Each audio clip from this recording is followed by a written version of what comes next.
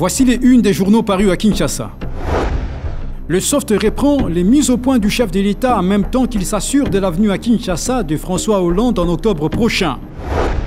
Des militaires ougandais sont perçus par l'Observateur aux côtés du M23. Le Phare alerte pour sa part sur le début de la grande guerre contre la criminalité grâce au numéro vert de la police nationale congolaise. Enfin, Africa News se félicite du débarras de la pieuvre sur la route nationale numéro 1, Kinshasa-Kikwit.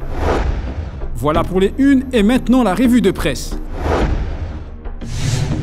La pression internationale monte sur Paul Kagame. Au vu du Phare, Londres et Berlin gèlent leur aide au Rwanda pour mettre un terme au soutien rwandais présumé à la rébellion du M23. Précision du confrère, Kigali dépend de l'aide internationale pour plus d'un tiers de son budget.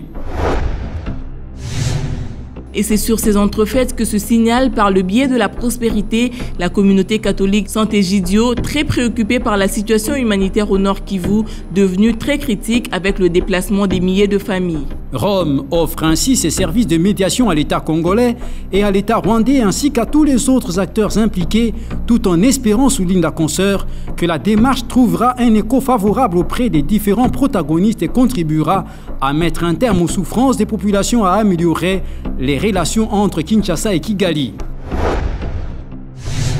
Poursuivons avec des questions internationales en matière de coopération en vue de la bonne gouvernance cette fois-ci, puisque l'Observateur annonce du 1er au 2 août à Kinshasa la tenue des travaux du caucus africain, cette rencontre informelle annuelle qui rassemble les ministres des Finances et les gouverneurs des banques des pays membres de l'Union africaine, ainsi que les représentants des institutions de Bretton Woods. Pendant 2 jours, anticipe le quotidien, les participants vont discuter de la compétitivité du continent, de la croissance inclusive et de la création des emplois en Afrique notamment.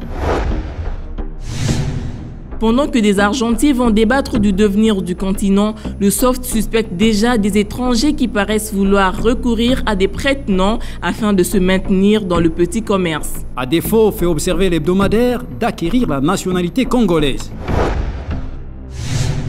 Passons aux arts qui s'invitent eux aussi dans cette édition avec l'ingénieur de son et chanteur Corino, bien connu de la Colombe, qui enregistre son album Yo Yebi, dont le mixage s'effectuera dans un studio performant aux États-Unis. L'hebdomadaire présente Corino comme un artiste qui a marqué de ses empreintes exceptionnelles d'experts les différents albums de plusieurs musiciens chrétiens, notamment Koul Matopé et José Nzita. S'agissant du festival de théâtre et d'animation en milieu universitaire, Africa News fixe son déroulement du 17 au 24 août à Kisangani. Une délocalisation qui s'explique par le choix du comité organisateur que cite l'hebdomadaire de consoler et donner espoir aux frères de la province orientale et du Nord Kivu meurtris par une guerre d'agression. Fin de cette revue de presse. Merci de l'avoir suivi.